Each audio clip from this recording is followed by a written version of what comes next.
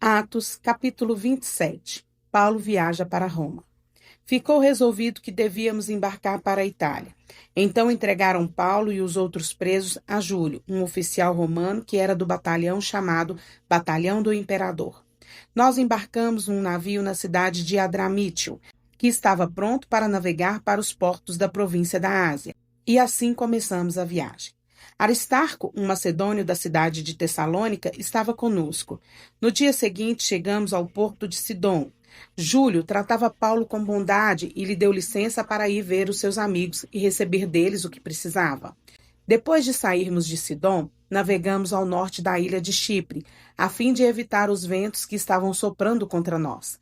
Atravessamos o mar em frente ao litoral da região da Cilícia e província da Panfilha e chegamos a Mirra, uma cidade da província da Lícia. Ali o oficial romano encontrou um navio da cidade de Alexandria, que ia para a Itália, e nos fez embarcar nele. Navegamos bem devagar, vários dias, e com grande dificuldade chegamos em frente da cidade de Sínido. Como o vento não nos deixava continuar naquela direção, passamos pelo Cabo Salmona, da ilha de Creta, e seguimos pelo lado sul daquela ilha, o qual é protegido dos ventos. Assim fomos navegando bem perto do litoral e, ainda com dificuldade, chegamos a um lugar chamado Bons Portos, perto da cidade de Laceia. Ficamos ali muito tempo e tornou-se perigoso continuar a viagem porque o inverno estava chegando. Então Paulo avisou: Homens, estou vendo que daqui para adiante a nossa viagem será perigosa. Haverá grandes prejuízos não somente com o navio e com a sua carga, mas também haverá perda de vidas. Mas o oficial romano tinha mais confiança no capitão e no dono do navio do que em Paulo. O porto não era bom para passar o inverno, por isso a maioria achava que devíamos sair dali e tentar chegar a Fênix. Essa cidade é um porto de Greta, que tem um lado para o sudoeste e o outro para o noroeste, e eles achavam que poderiam passar o inverno ali. A tempestade no mar.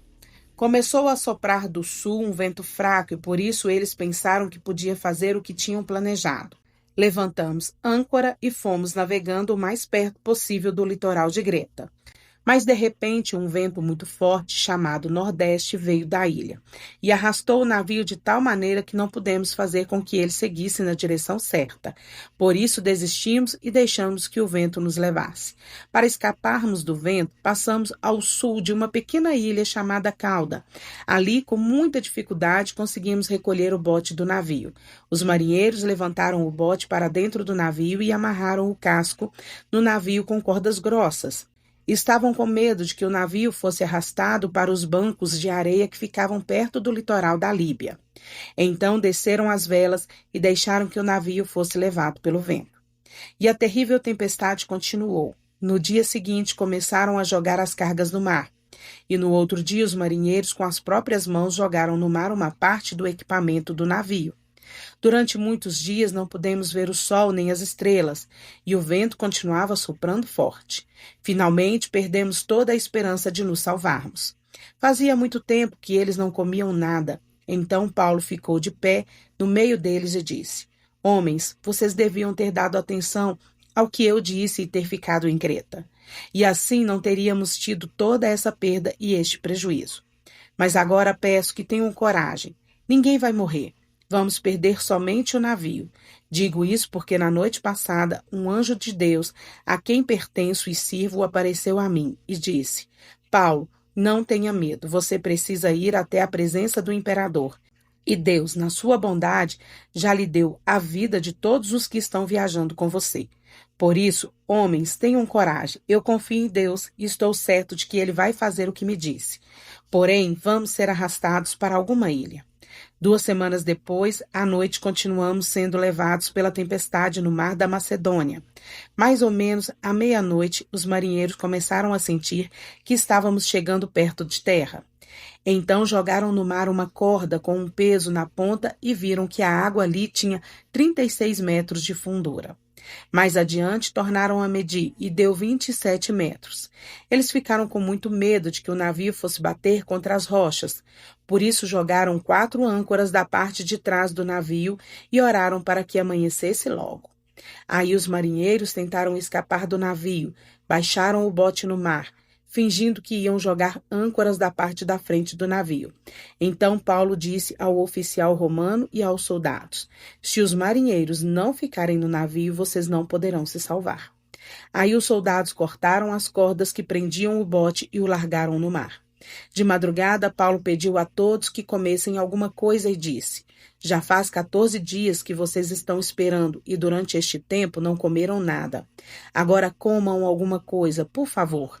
Vocês precisam se alimentar para poder continuar vivendo, pois ninguém vai perder nem mesmo um fio de cabelo.